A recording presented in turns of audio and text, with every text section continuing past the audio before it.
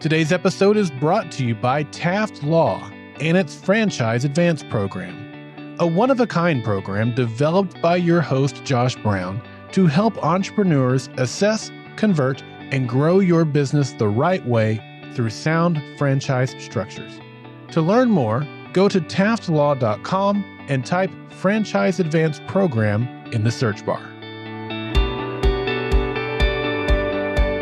If you think like, act like, or are trying to grow like a franchise, then the Franchise Euphoria podcast is for you. Hello and welcome everybody. Josh Brown here, and I created this podcast for one main goal: to help people who are trying to grow their business through franchising or franchise-like structures to do it the right way.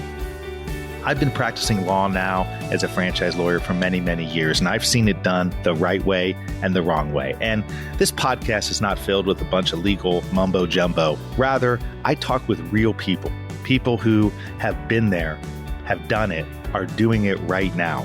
And I also dive deep into specific topics related to franchising. So if this is of interest to you, you are at the right place. Enjoy. So, Seek, you were talking about, how you guys started off and you were thrilled with a $200 day, and then it kind of grew and grew and grew. And the idea being that you're going to serve great food, but exceed people's expectations with great service. Did you then open a second location, or did you guys franchise with just this one location? No, so we 2 years later, we ended up opening up a store down the road. About 5 miles down the road, and it was right in the same town as the university that I was telling you about. And then from there, we realized, we got something special here. So then we grew on the mainland. So me and my brother moved out to Utah. We opened up a truck for a minute to kind of test the market a little bit.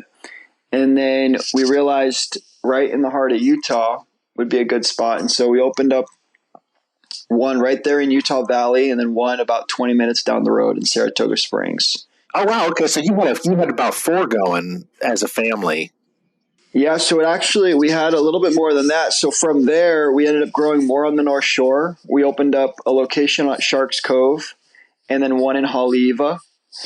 And then from there, we franchised. So we opened up 6 family stores prior to franchising. Talk about the franchise process that you went through, because the people who listen to this are thinking through that, or either have just done it, thinking about doing it, are part of a franchise system already. So talk about that process that you went through. Yeah, definitely. The franchising piece of it was definitely something that we were that we had our fears just around the concept of losing the integrity of the brand and losing the specialness of a family-run business. And so we called several people from different franchise concepts, from food to smoothies. And we just wanted to really understand all of the do's and don'ts, and some of the pitfalls that some of these other people have fallen into. And so that was really helpful to kind of give us a full perspective of what to expect as far as cost and some of the big fears around franchising, as far as, having the wrong franchisee come on board. And so from there, we then launched the concept of franchising. We got a really good, franchise attorney who helped us with our FDD. And that process was really cool, very engaging. And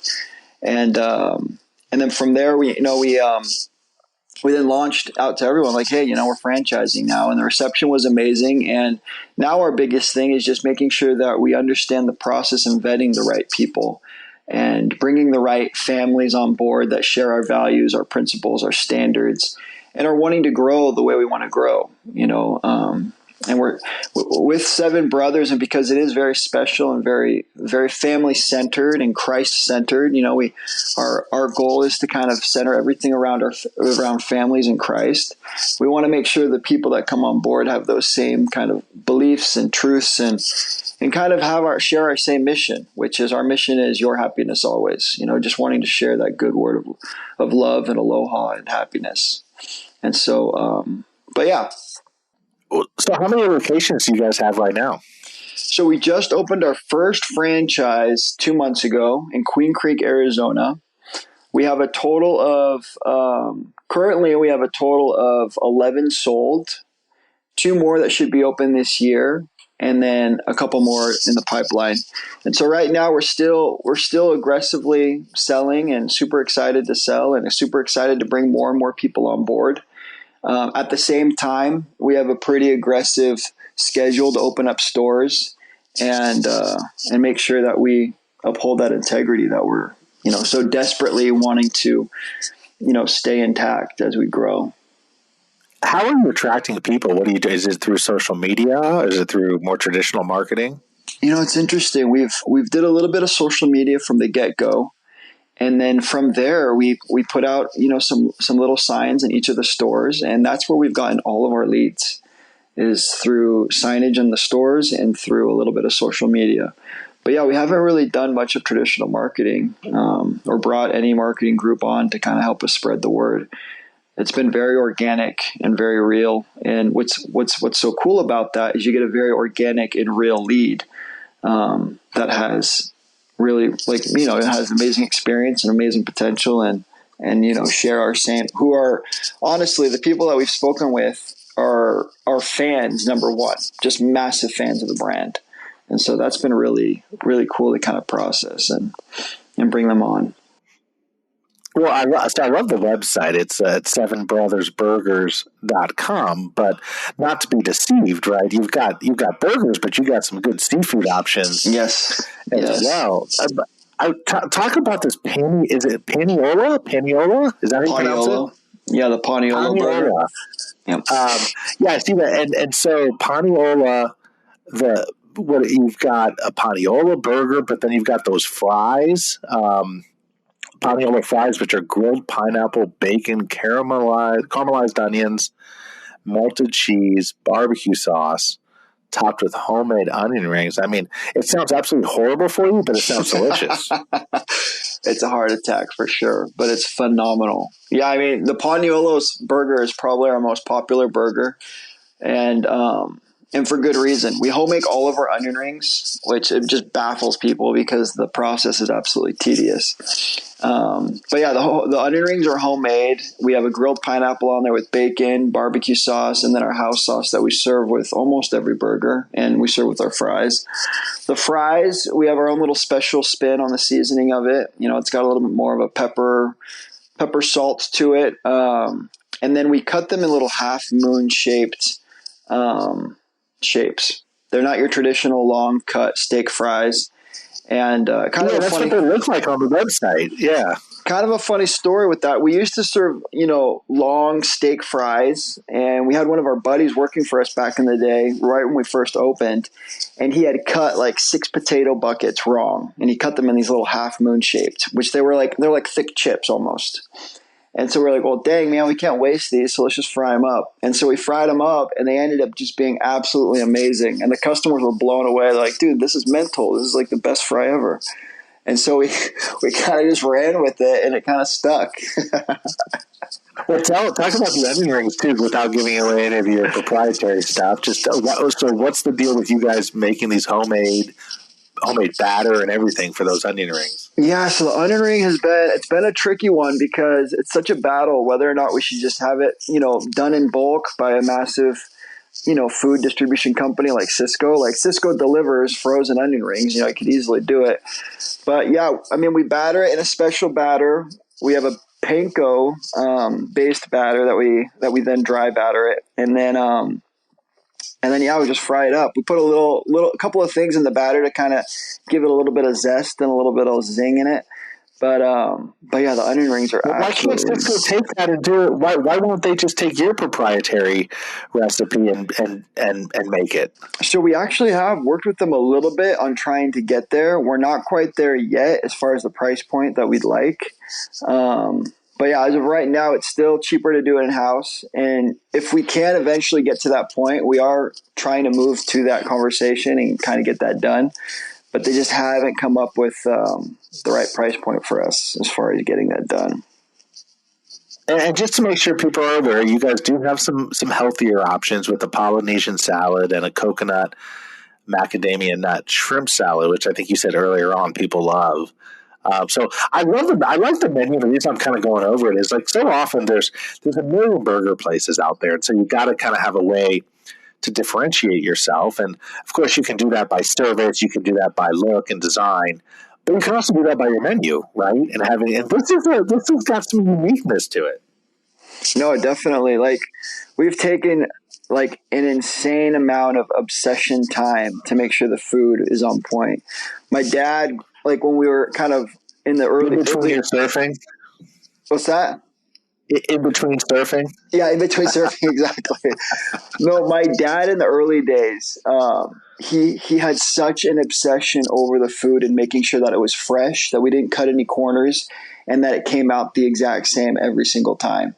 And so he there's a saying that we like to say amongst the employees that Dad always says, if it's not perfect, it's not worth it, throw it out. And so so that's kind of like it's obviously kind of stuck with us, and it's something we push out amongst all the stores.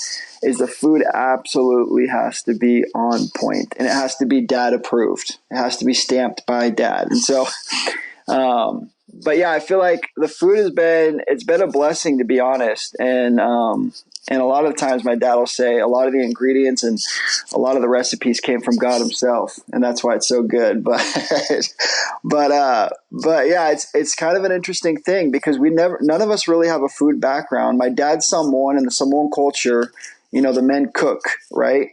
And so, he always had, a little bit of specialty in the kitchen, but nothing to the point where you'd be like, hey, let's go open up a restaurant. And so it's been a really unique process. And us as brothers too, we've also collaborated and kind of expanded on the menu. But yeah, definitely the menu. You guys are all still involved? All the brothers are still involved? You and all your brothers are still all involved? Yeah, so all of us are involved. We have one brother that's more part-time than full-time. But yeah, the rest of us are 100% full-time in the business. And then I presume this mom's banana bread is from your mom? Yes. Yeah. So my mom's banana bread it's a family classic. She made it for everything. Birthdays, parties, neighbors. And so that has been a family classic since the beginning, and people absolutely love it. And the spin that she puts on it is she puts a little bit of white vanilla frosting, like it's almost like glaze instead of an actual frosting. And then she puts chocolate chips and coconut in it, which is just nuts. Oh my God. Send me one now. See, yeah. I need to try this thing.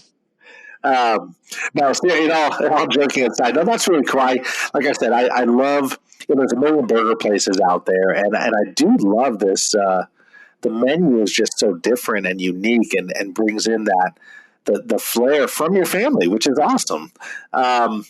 So is the Arizona location up and going? Yeah, so Queen Creek's up and going. They've been up and going for about 2 months. The reception has been amazing, just extremely overwhelming. People are loving it. What was cool about that spot is we had a truck in Queen Creek that a specific area right before we moved out to the mainland to test the market. And so since we've opened this one 2 months ago, we had so many old customers. Like, dude, I remember you guys were out here 7-8 years ago with the truck. I was like, dang, man. So it's been absolutely amazing. The people have been awesome. Queen Creek, Arizona is phenomenal. The people are so sweet. But yeah, it's been cool. We've been really, really happy with the results. So what's your goal here, Seek, in our last few minutes here? I mean, obviously you're off to a good start here. You're looking to grow, I presume, probably throughout the United States, or you're going to stay on the western side? Yeah, we'd like to go throughout the United States. Our goal right now is to grow within Arizona, Utah, Idaho, and Vegas. And so that's where we have kind of our ship pointed towards right now. As soon as those grow, I mean, we don't really have any idea as of right now of stopping. We want to go until we can't go no more. And so, and with that, I mean, our mission kind of keeps us center focused, your happiness always. We want to make sure we always bring it back to the people. So as long as we can open up stores and people are still stoked and happy as we open them, and our food is still coming out exactly how Dad wants it, we'll continue to grow, and we're excited to do so, and feel extremely fortunate and blessed and super grateful that we have this opportunity to do so. A really cool concept. And if you want to learn more about it, go to sevenbrothersburgers.com, sevenbrothersburgers.com. Really great story, Seek. Now, I got one final question, and it's a really important one. If I come into your shop, what should I be ordering? What's your favorite thing on that menu? So my favorite thing is the Paniolo Cowboy dipped in teriyaki sauce with the home fries. It's absolutely amazing. Wait, the Paniolo Cowboy? What's that one? So that's the one I was telling you about. So Paniolo means cowboy in Hawaiian. Got it. So that's the Paniolo. That's got the grilled pineapple, bacon, melted American cheese, house sauce, and barbecue. The special little twist that not a lot of people know about is you dip it in teriyaki sauce. It's incredible. Oh, man. Well, listen, this has been a lot of fun. It sounds amazing. I really look forward to trying it at some point, and I really love this story. And like I said, it sounds like you guys you got a really clear vision for how you want it to grow and what you want to do with it. And it sounds like you're not going to lack from the opportunity. Probably the hardest part is going to be, deciphering and making sure you're staying really clear on who the best franchisees are, for your system. So, good luck with all that. I look forward. I'll probably check back in here the next year or so and see how things are going. But good luck through all of that, and really great talking with you. Yeah, you too, Josh. Dude, thanks so much. Appreciate you, bro. Thank you so much for tuning into another episode of Franchise Euphoria. If you enjoyed it, please head over to Apple Podcasts and leave a rating and review. It really helps to get this show out to more and more people. Also, if you have any questions, have ideas for guests or topics, please email me, josh@indyfranchiselaw.com. That's josh@indyfranchiselaw.com. And finally, please note that this podcast is for entertainment and educational purposes and is not in any way, shape, or form meant to be any kind of legal advice. If you're seeking legal advice, please contact a lawyer. Have a great one. Happy franchising.